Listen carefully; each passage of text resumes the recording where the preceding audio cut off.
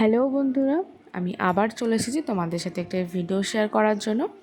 আগের ভিডিওতে তো দেখলেই আমরা সমুদ্র থেকে ব্যাক করে এসেছিলাম, তারপর খাওয়া দাওয়া করেছিলাম।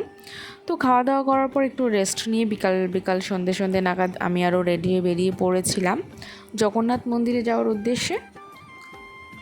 আমরা মেন রোড দিয়ে যাইনি, কারণ প্রচণ্ড রাস্তায় জ্যাম থাকে বিকালবেলার টাইমটাতে, ওই কারণে আমরা সমুদ্রের পাশ দিয়ে গেছিলাম।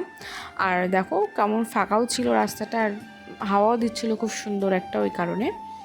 তো দু সাইডে জঙ্গল ছিল, মানে পরিবেশটা খুব দারুণ ছিল। তো যাই হোক, দেখো এখন মন্দিরের মেন গেটের সামনে দিয়ে চলে যাচ্ছি আমরা।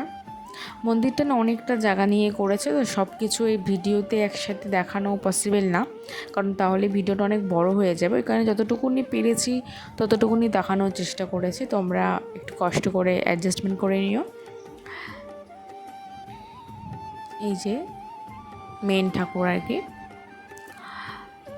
খুব ভালো লাগছিলো আমার এখানে এসে। এখানে এত সুন্দর হাওয়া দিচ্ছিল না, সবাই বসে বসে হাওয়া খাচ্ছিল। তারপর অ্যানাউন্সমেন্ট করলো টাইম হয়ে যাচ্ছে বেরোনোর জন্য, ওই কারণে।